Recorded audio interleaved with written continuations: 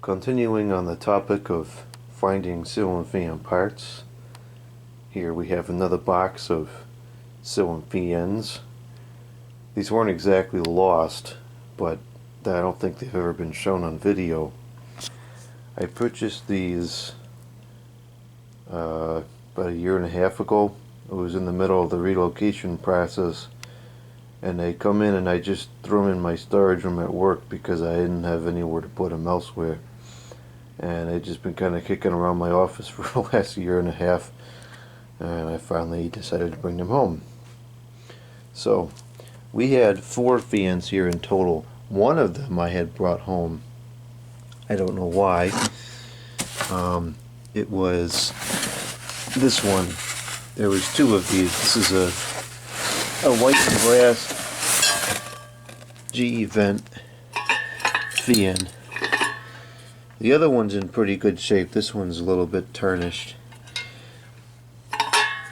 It is the model number 8D, looks like maybe F52C from 1994 probably.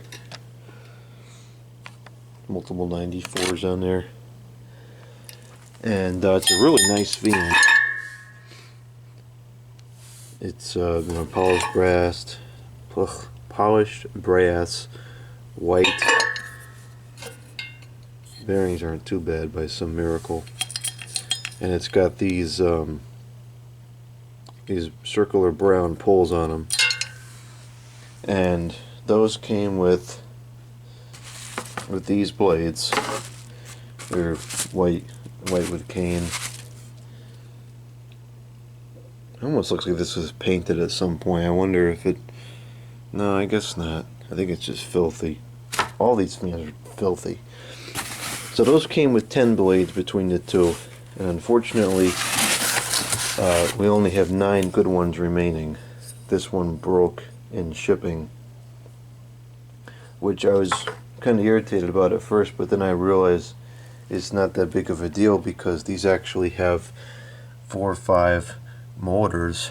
So while I might prefer to run it with all 5 blades, it can still operate with just 4. So that's kind of nice. So we have 2 of those. Then we have a Hunter, I believe it's Comfort Breeze, in tarnished, very, very tarnished, polished brass. Unfortunately, somebody decided to paint the canopy, which is kind of a psychotic thing to do. And I don't know if this bracket is the wrong one or what, but it doesn't seem right to me. Something's a little dodgy here. This is a very nice fan. It's in okay condition. And brass has definitely seen better days, but it might clean up to be acceptable. The light broke as well in shipping, I presume. But that was pretty much all the damage that took place in shipping. All things considered, these survived shockingly well. It was 4 fans, 4 motors, all the blades, all the lights, and everything, all in the same box, which is just a complete recipe for disaster. And none of it was packed super well. It wasn't terrible. The seller at least wrapped everything individually, so the blades didn't get totally wrecked and so forth. But 4 fans is way too much for one box. I'm pretty sure this was the box itself. I just cut it down so it wasn't taking up so much space. So here are the blades for the Comfort Breeze. And you can see the irons are not too scratched up, so at least they're protected in shipping.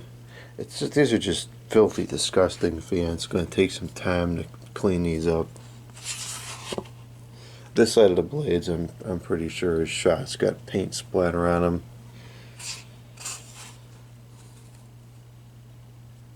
Nice wide blades. These are very, very good fans. So we got that. And then lastly we have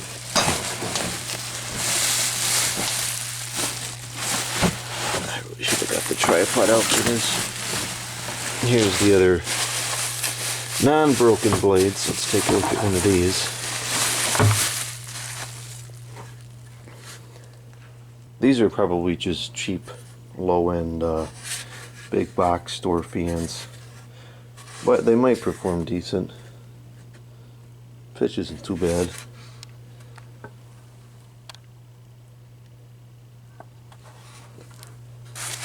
And then lastly, we have a document in here, which is not even for this. I don't know what that has to do with anything.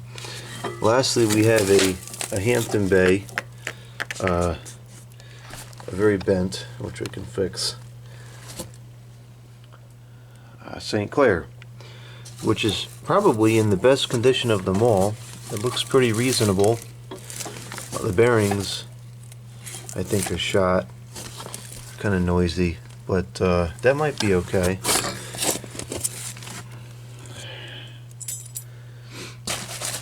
And here's the blades. Unfortunately, the other side is shot, and they're pretty bent up. I'm not sure we're going to be able to fix this. This really did not fare too good. Actually, it might only be that one blade that's messed up.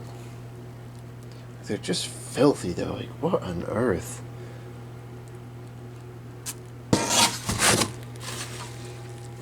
Yeah, that's pretty bent. Might be able to fix it. The irons are still cosmetically very good though. And then we have the shades, which should clean up fine. Pretty sure they're all there. Yeah, I think so. Yep, they're all there. So that's fine. The only other problem here is that there's no mounting apparatus for anything other than this, which I don't even think is correct. So that's kind of a problem. These could probably take a generic mount. I suppose maybe these could too, because they got the hole in the bottom, so you could screw it to a generic bracket. At the end of the day, this is not for ceiling fan. This was a stupid eBay thing, I'm pretty sure. I only bought it because it was real cheap. And it's again like this. Everything is missing something. You sell somebody 4 ceiling fans, and it shows up to the average person, and none of them have every part you need to hang it. Like, there's no screws either. None of them have got screws. It's just a joke. That site is such a joke. It was so cheap it wasn't worth complaining about. I'm pretty sure the guy even must have taken a loss in the shipping, because even that was cheap. But it's just not what it should be, and it probably never will be. That's why I really don't buy anything from that stupid site anymore. This I'm pretty sure I did talk about on video when it first came in, and some ideas came through about how to fix this. It's certainly, I would think, fixable. Some people had suggested like a BJ weld in here, fill up the channel there, and that might work, but you're going to create a balance issue.